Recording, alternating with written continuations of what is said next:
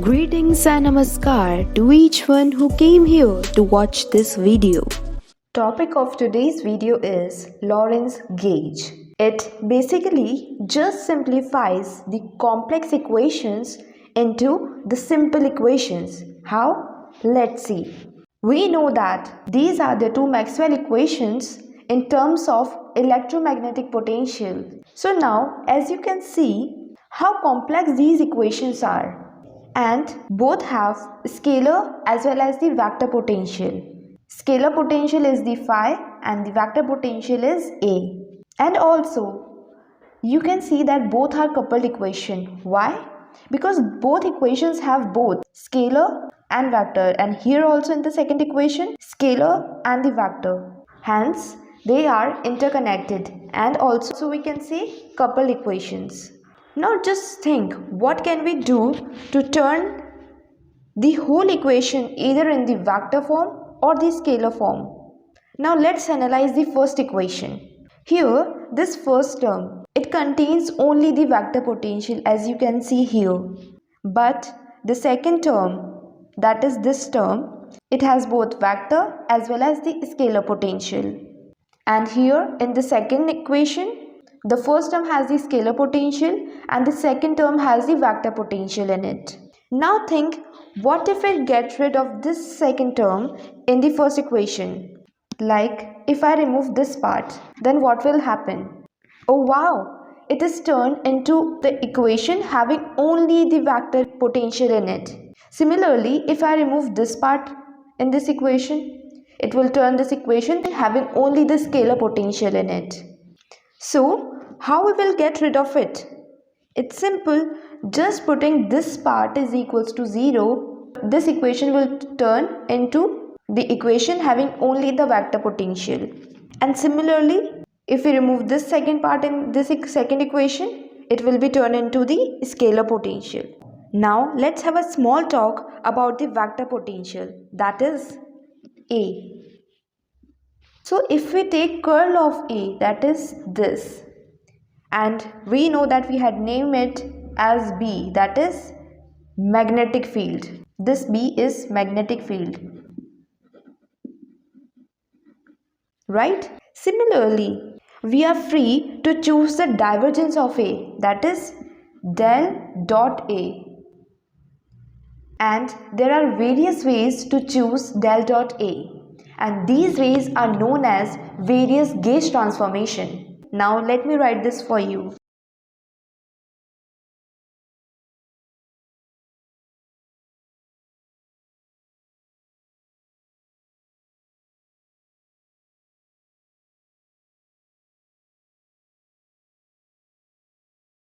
Now coming back to the first equation.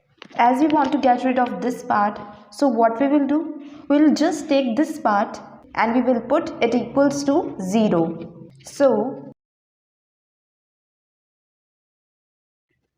So this relation, that is del dot A plus mu epsilon curly phi upon curly t is equals to 0.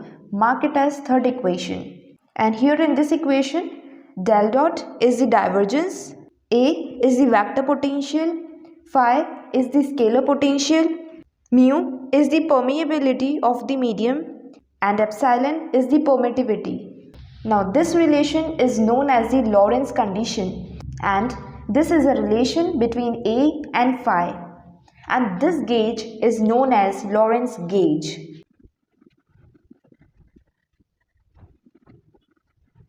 Now what we will do? We will use this third equation in equation first and in equation second, and then what we will get? If we will put this equation equals to 0, so this term will get vanished, and so the leftover equation will be this part is equals to this part. Similarly, we will use this third equation in the second equation. Here at the place of del dot A, we will take this term over right hand side and it will be having a negative sign afterwards. And then the equation will be turned as, hence we can reduce these two equations as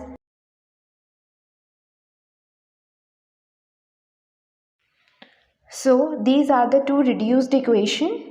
Hence the Lorenz condition uncouples the wave equation for a vector potential and for a scalar potential. What does it mean? Now you can see that here this fourth equation is turned thoroughly into the vector potential. Means it has only the vector potential. And the fifth equation has only the scalar potential in it.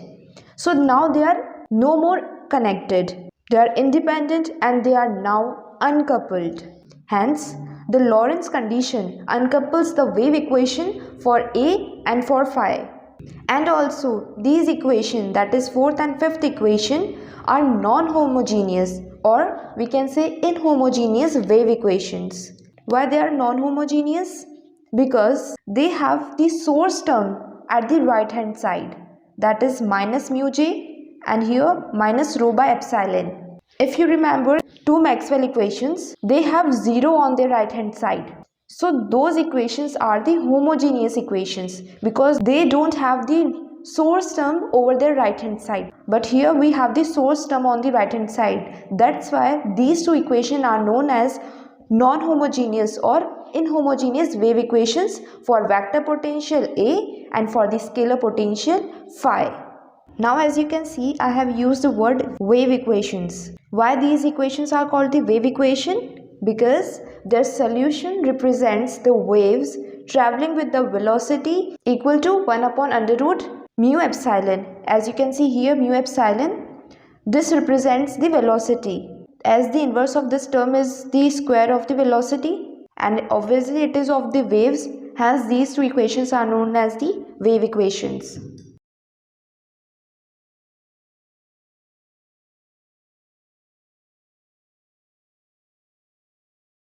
Since mu epsilon is equals to 1 upon v square, where v is the phase velocity of the wave, and in free space we know that we use mu naught at the place of mu and epsilon naught at the place of epsilon, and therefore in free space it will be written as mu naught epsilon naught, and here this v will be changed with the c square, where c is the speed of light. And from here, as it is a wave equation and it has the velocity and also the speed of light, so we can consider it under the spatial relativity. Now look at these two equations again, that is fourth and the fifth. It has the a vector is common, so we can take it out and we can write it as del square minus mu epsilon curly square upon curly t square, and here a outside and the rest value as it is, that is minus mu j. Similarly, the fifth equation we can write del square taking phi outside as common minus mu epsilon curly square upon curly t square. Here we have phi and that is equals to minus rho upon epsilon. Now you can see here these both terms are same, and as I told you in the first line of this video that Lorentz gauge just simplifies the complex equations into the simplest form. Alright, so as you seen, we had started from this complex equation and now we are here on this equation. It is bit simpler than that previous first and second equation, and now let's try to make it more simpler. And you can see here that this whole term is same. So here we will introduce a new operator, that is D'Alembertian or D'Alembert's operator, that is this square box having 2 as subscript. This is known as D'Alembert's operator, which is equals to this term, that is del square minus mu epsilon curly square upon curly t square. And here you can see this is D'Alembert's operator. And now here you can see this del square, and we know that it has the coordinates x, y and z, and in this equation you can also see this additional term which have the time derivative in it.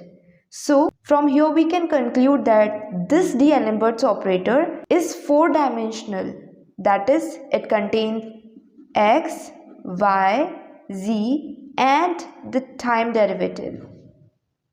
It is an operator having 4 dimensions. Now what we are going to do? Now simply we will use this D'Alembert's operator over here in both equation, 4th, and this equations 4th and 5th. So let me write it for you.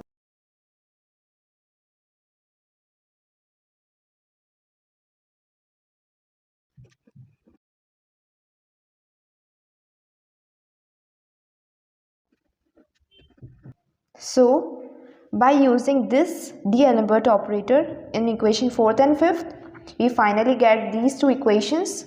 That is the most simplest equation from those complex and the complicated equations.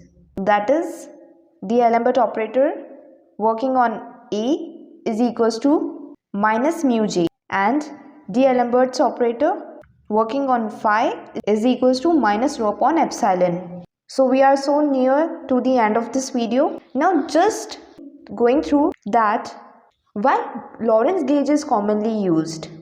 So there are two main reasons. So the Lorentz gauge is commonly used because it leads to the uncoupled wave equation for potential A and phi. As I told you, if we use Lorentz gauge, it just simplifies the equations and turn it into the uncoupled equations. As we have started from the coupled equations, that were the same equation were having both vector as well as the scalar potential, and now finally we get the equations having either the scalar or the vector potential. Now they are independent or they are uncoupled wave equations.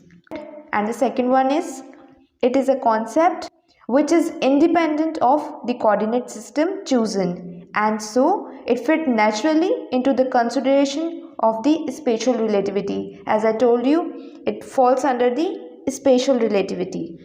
So now just a quick review of this video. We have started from the Maxwell's equations in terms of the electromagnetic potentials, these two equations. Then we considered apart from that equation, and then we have taken this equation which is a Lorenz condition, and this gauge is known as the Lorentz gauge, and we use this Lorenz condition in the first and second equation, and then we get these two reduced equations by using the Lorenz condition, and these are called the uncoupled equations. And then we introduce the D'Alembert operator, and we use this operator, we can see more simplest form with the help of the Lorentz gauge, and then finally we saw the why Lorentz gauge is commonly used. So that's it in today's video. Hope you found this video productive. Thanks for giving your time here. Take care.